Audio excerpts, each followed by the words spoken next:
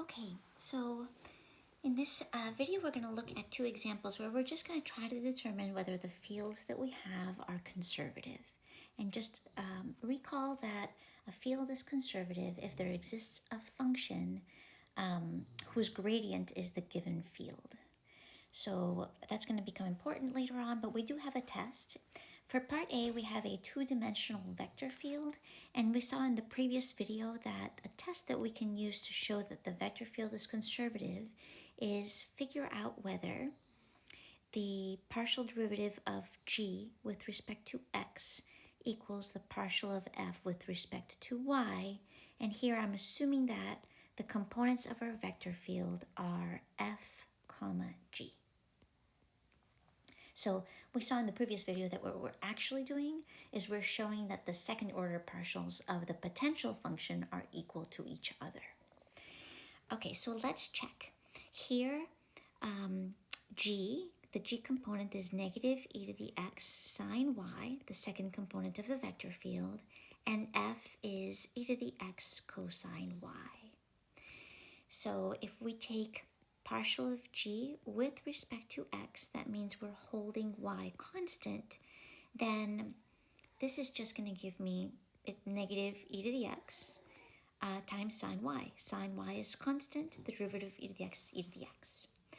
And now the partial of f with respect to y, well, e to the x is going to stay as a constant, and the derivative of cosine y is negative sine of y. And so we see here that, yes, those second order partials are equal to each other, which means that f is a conservative field.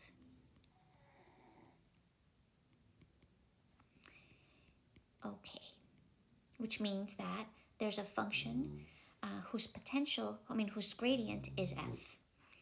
Okay, let's take a look at B. In B, we have a three-dimensional vector field, and in order to check that this field is conservative, I'm going to be using the operator that I introduced earlier and the cross product. So the del cross f, I want to show that this is going to be the zero vector, right? So if I can show this, then I know that f is conservative, because that really boils down to just showing that the second order partials of the potential function are equal to each other.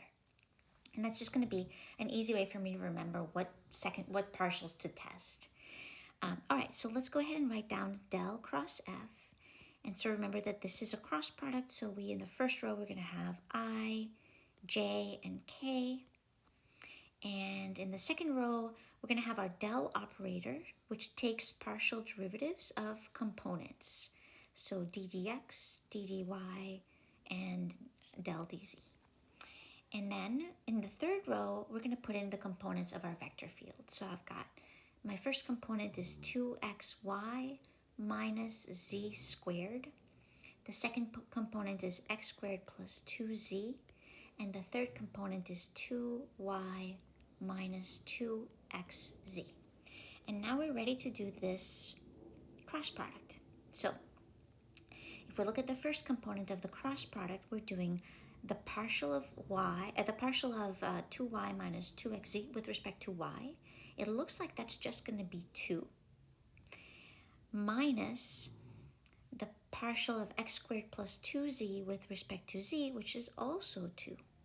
That's a good sign. That component is 0. So minus j. All right, let's look at the next part. This time I'm assuming that we're kind of blocking out the column that contains j and the row that contains j. And so this is going to be the partial of 2y minus 2xz with respect to x, which gives me a negative 2z, minus the partial of 2xy minus 2z with respect to z, which gives me a negative 2z. And another good sign, this will also be 0. And finally, our last component, let me pick a different color here so I can underline. We are looking at partial of x squared plus 2z with respect to x. That's a 2x minus partial of 2xy minus z squared with respect to y, which is a 2x, which is also 0. And so this certainly gives us the zero vector, which means that f is conservative. Again, I promise that we will talk a little bit more about this operation and what it means, or a lot more, because it is significant. And I'll just remind you that I said earlier that this del cross f is called the curl of the vector field. Just introducing it so we can start getting used to it, and then we'll uncover its significance in a later video.